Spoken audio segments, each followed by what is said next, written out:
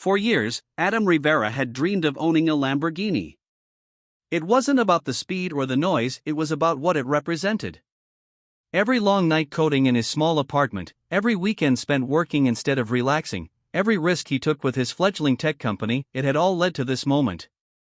When the delivery truck rolled into his suburban cul-de-sac that sunny morning, the neighbors came out like moths to light. And there it was, a bright orange Lamborghini Huracan, gleaming under the morning sun like a jewel. Adam stood beside it, proud but humble. He wasn't showing off, he was celebrating survival. After signing the last document, he revved the engine once, and the deep growl turned every head on the block. Most smiled, some waved, but one face, across the street, remained cold. Karen Matthews, the self-appointed queen of the HOA, crossed her arms and whispered something to her son, Tyler.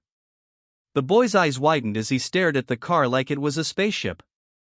That evening, as Adam cleaned his driveway, he heard tiny footsteps behind him.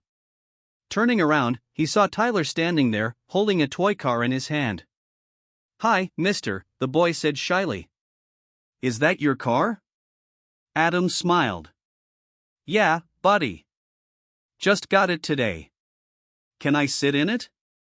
Tyler asked, his eyes full of excitement. Adam chuckled. "Not today, maybe some other time, okay? It's brand new, and I've got to keep it clean." Tyler pouted a little but nodded and ran off. Adam thought nothing of it. But from the window across the street, Karen watched, her expression tightening. To her, Adam's car wasn't just a car, it was a challenge. The next day, Adam noticed Tyler wandering around his driveway again, peeking inside the Lamborghini's tinted windows. He gently told him to stay on the sidewalk, but the boy didn't seem to understand boundaries.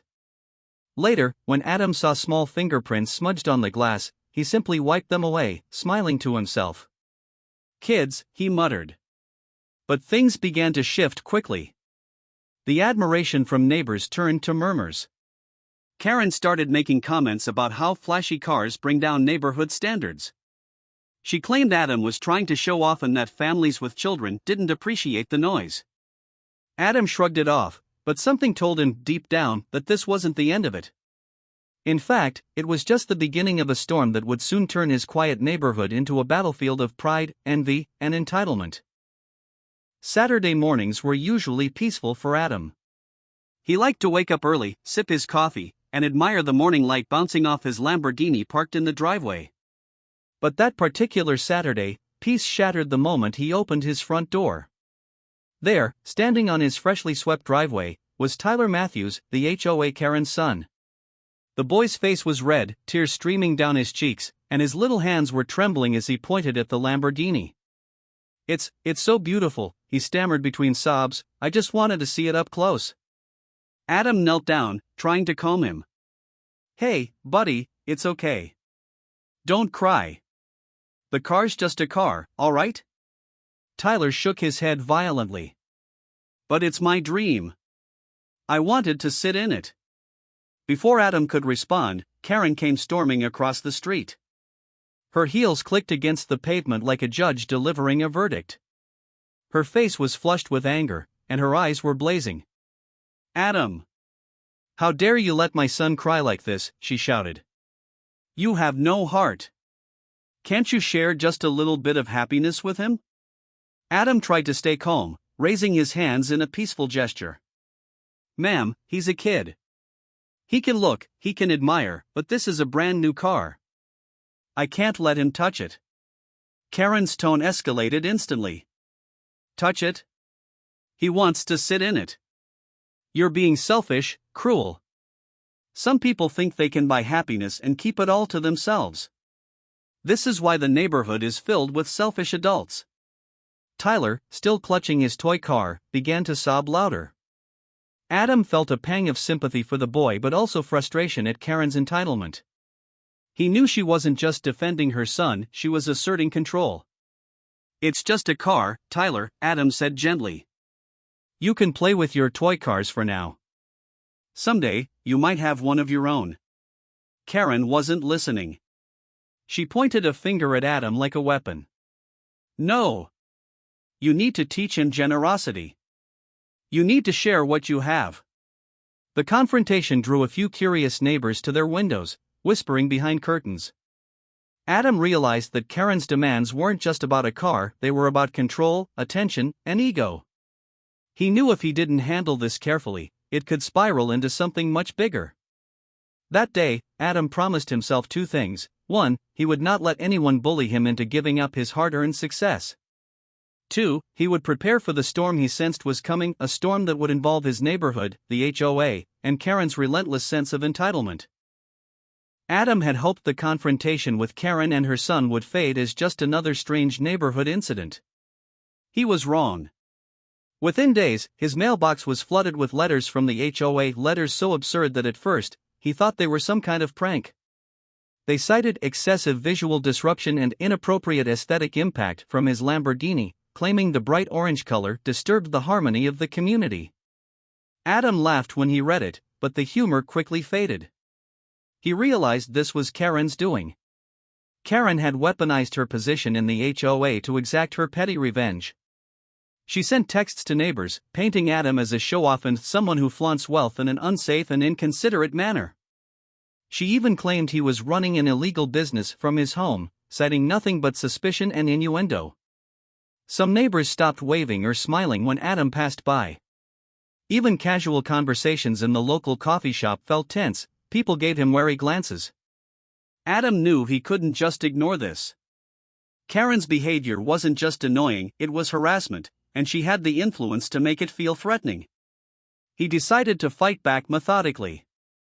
Over the next week, Adam meticulously documented everything: screenshots of texts, photos of his Lamborghini with and without neighbor activity, recordings of Karen yelling at him, and logs of unusual HOA notices.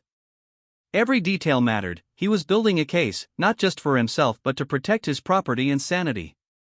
Meanwhile, Karen escalated her tactics.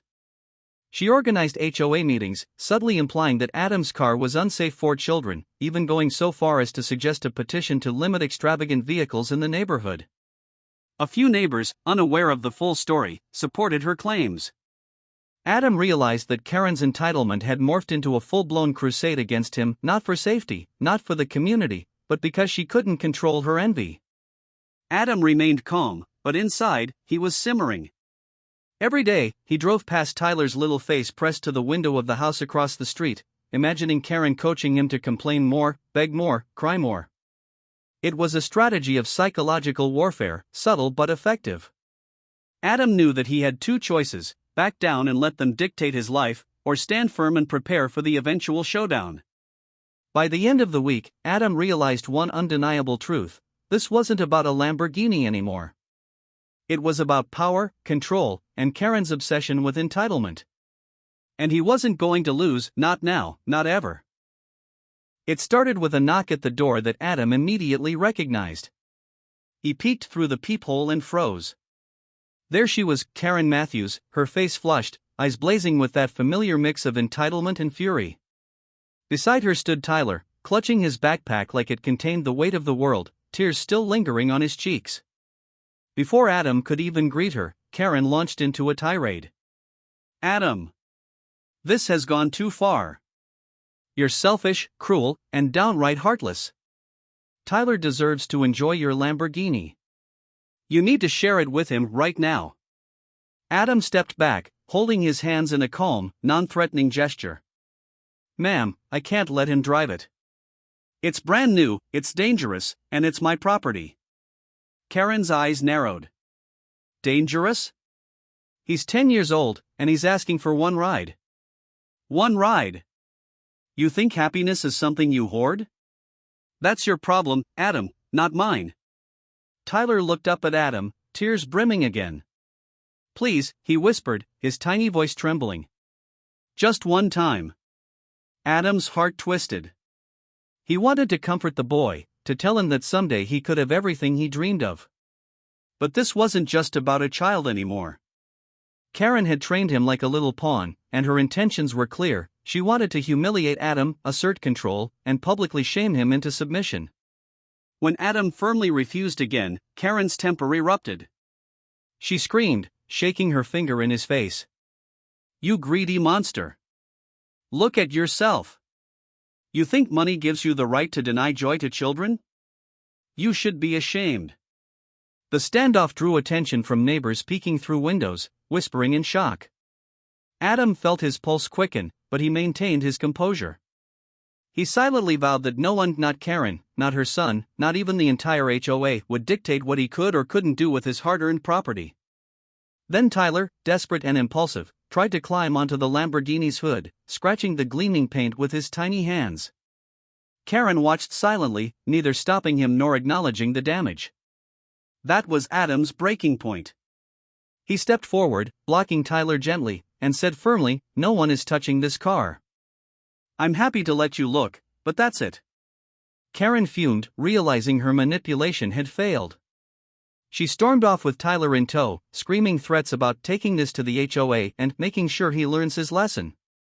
Adam stood in the driveway, his hands clenched, knowing the next steps would involve more than just words. It would require evidence, strategy, and justice. The Lamborghini gleamed under the afternoon sun, pristine and untouchable. For Adam, it had become more than a dream car. It was a symbol of standing firm against entitlement and aggression, a beacon of the personal boundaries he would never let anyone cross. Adam knew the confrontation with Karen wasn't over, not by a long shot. Her threats of taking the matter to the HOA and spreading rumors in the neighborhood loomed over him like dark clouds. But this time, he was prepared. He had gathered every piece of evidence: security camera footage of Tyler trying to touch the Lamborghini, recordings of Karen's tirades, copies of the HOA letters, and witness accounts from neighbors who had seen the chaos firsthand. Armed with this arsenal, Adam requested a formal HOA meeting, presenting his case with clarity and calm. Karen, who had grown accustomed to bullying others into compliance, was visibly rattled when the board reviewed the evidence. The recordings of her screaming, the documentation of harassment, and the repeated violations of HOA rules left no room for her manipulations. For once, Karen's influence was powerless. The board unanimously voted to remove her from her HOA position and fine her for harassment and property damage. The letters and baseless claims against Adam were officially nullified. Her reputation, meticulously crafted over years of asserting dominance, crumbled overnight. Neighbors who had whispered behind curtains now apologized for doubting him, and some even congratulated him on his patience and persistence. Tyler, on the other hand, was finally guided by his parents to understand boundaries. The boy's curiosity about the Lamborghini remained, but under supervision and with limits, he began to learn that respect and patience were more important than instant gratification. Adam, meanwhile, repaired the few scratches left by Tyler's impulsive climb onto the hood. Once polished, the Lamborghini gleamed even brighter, a symbol not just of success, but of resilience. In front of the driveway, he placed a simple sign: "Look, but don't touch." It wasn't meant to intimidate, it was a gentle declaration of boundaries, a warning to entitlement, and a reminder of the lessons learned. As the neighborhood slowly returned to normal, Adam reflected on the ordeal. He realized that material success, no matter how grand, would always attract envy and interference. What mattered was how he protected his space, his dignity, and his hard-earned achievements. Karen's tantrums and the drama surrounding the Lamborghini became the talk of the community for weeks, but Adam had emerged unscathed, wiser, stronger, and more confident in asserting his boundaries. The Lamborghini remained parked in the driveway, a vivid reminder that while entitlement might knock on your door, courage, patience, and preparation could always close it firmly behind them.